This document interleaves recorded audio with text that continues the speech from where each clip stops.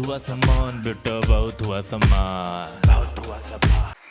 भाई साहब, पूरे देश की तो इतनी तरक्की हो चुकी है, इतनी तरक्की हो चुकी है, चारों तरफ रोजगार की गंगा बह रही, व्यापार की गंगा बह रही, विकास की गंगा बह रही, भाईचारे की गंगा बह रही, न्याय की गंगा बह रही, इंसाफ की गंगा बह रही है। लेकिन बस पश्चिम बंगाल में नहीं बह पा रही है। हाँ, पूरा देश एकदम मतलब रामराज्य आ चुका है, बस पश्चिम बंगाल में नहीं आ पा रहा है। क्यों नहीं आ पा रहा है? क्योंकि वहां पर दीदी की सरकार है, टीएमसी की सरकार है, इसलिए भाई साहब नहीं हो पा रहा है? घुसपैठिए पूरे देश से भगा दिए हैं, खाली बंगाल से नहीं भगा पा रहे हैं क्योंकि वहां पर दीदी की सरकार है। समझ रहे?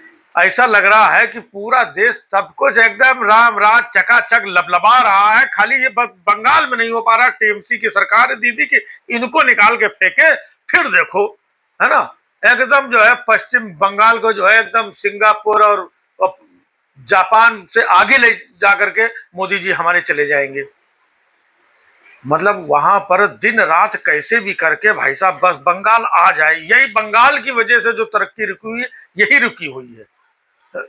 भाई बाकी जगह आपकी सरकार है, वहां पर कितने आपने घुसपैठिए भगा दिए, कितना विकास कर दिया, है?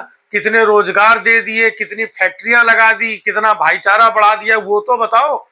यहाँ पश्चिम बंगाल में चाहे वो स्मृति ईरानी हो, योगी आदित्यनाथ हो, है ना, और वो शिवराज सिंह चौहान हो, फलाने हो, सबकी भाई साहब वहां ड्यूटी लगी है, अपना अपना काम धंधा छोड़ करके सब बंगाल में है। पूरा कुनबा, पूरे कैबिनेट मिनिस्टर और ये मुख्यमंत्री और फलाने और मोदी और गृह मंत्री सब लगे हुए हैं। और कहने को भाई और बहनों, एक अकेला, एक अकेला। अरे एक अकेली तो दीदी है जो अकेले लड़ रही हैं। ये पूरा कैबिनेट मिनिस्टर और फलाने मुख्यमंत्री, ढिमाका मुख्यमंत्री, और ये कार्यकर्ता, वो फलाने जगह के विधायक और सांसद, ये सब इतना कुनबा लेकर के, और बाकी भाई सब चुनाव आयोग और फलाना ढिमाका वो तो अलग है ना, इतना सब कुनबा लेकर के बंगाल में जाकर के चिल्ला रहे हैं एक अकेला, एक अकेला। अरे भैया, है ये कौन वाला अकेला है, समझ में नहीं आ रहा है।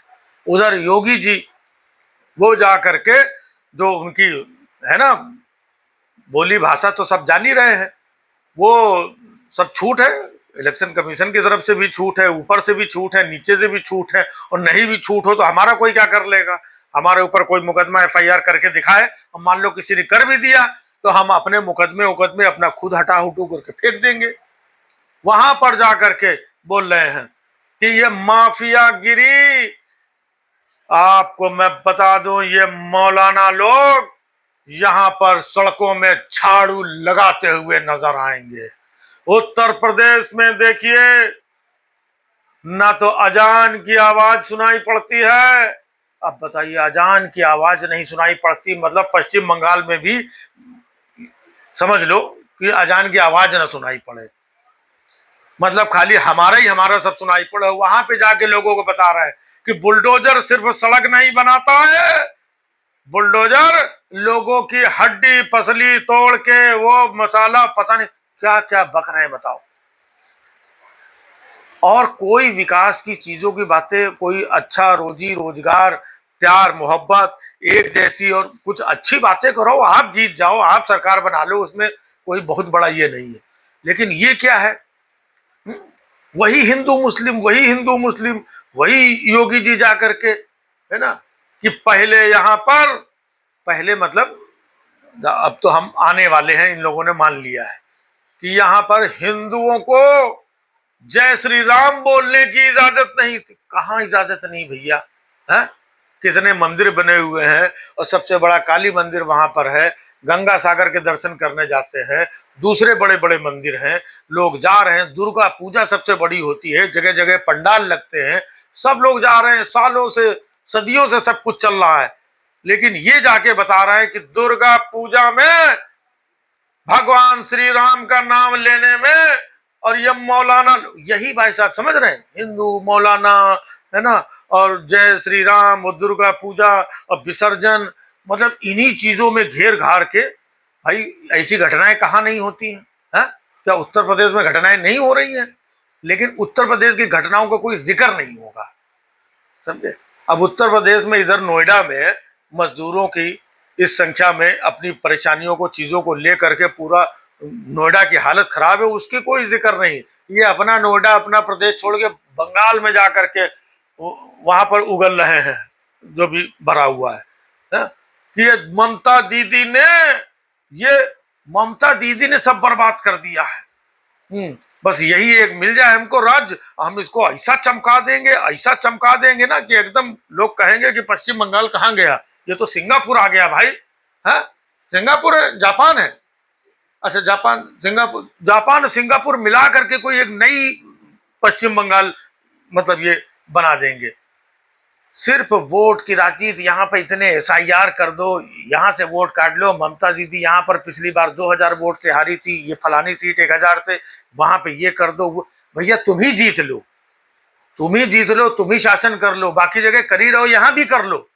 लेकिन ये जो आग उगलने वाली, नफरत उगलने वाली, ये मौलाना, ये मंदिर, ये दुर्गा पूजा, ये जय श्री राम, और ये सड़क पे ये झाड़ू लगाएंगे, ये करेंगे, ये नफरत की आग, ये नफरती बातें कम से कम बंगाल में तो ना बोलो, जहां पर लोग प्यार, मोहब्बत, साहित्य, संगीत, सृजन की धरती रही है?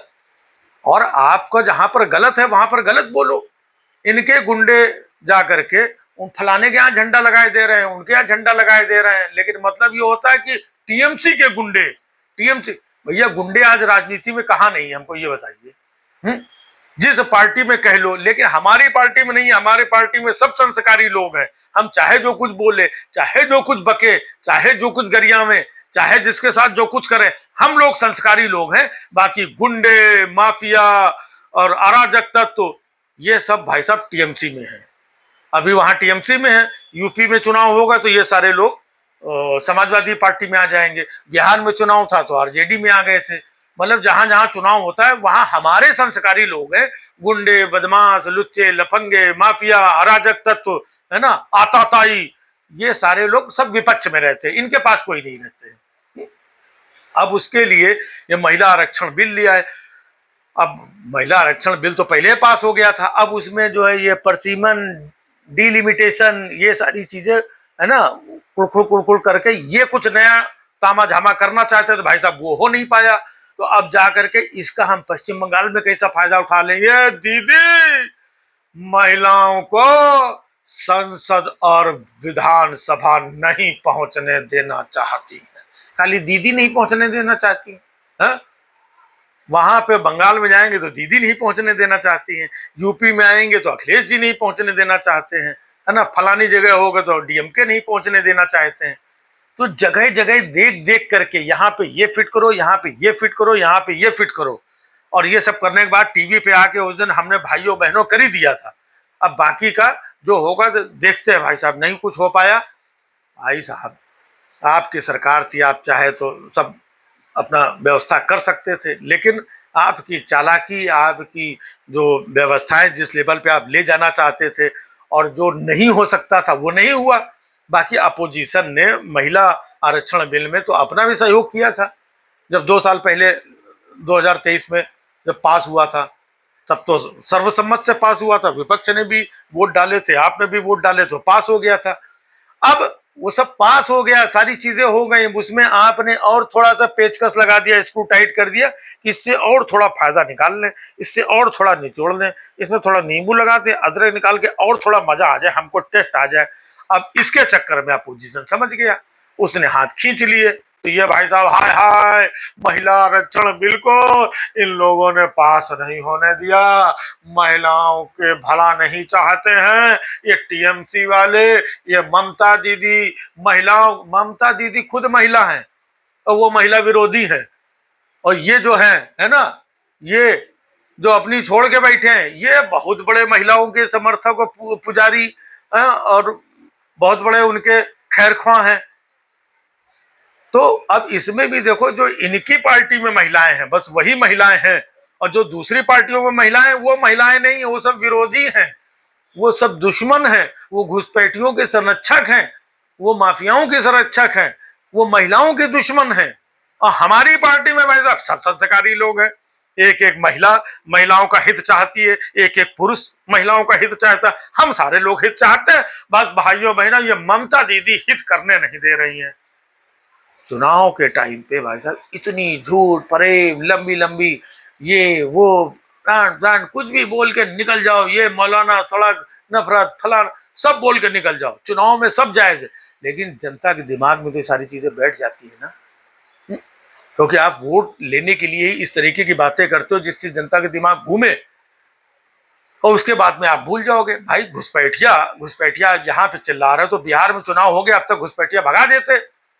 जो आप चिल्ला रहे थे बिहार चुनाव के टाइम पे, आज आप आकर के बताते यही बंगाल चुनाव में कि देखो हमने वहां पे सरकार बनाई और सारे घुसपैठिया भगा दिए।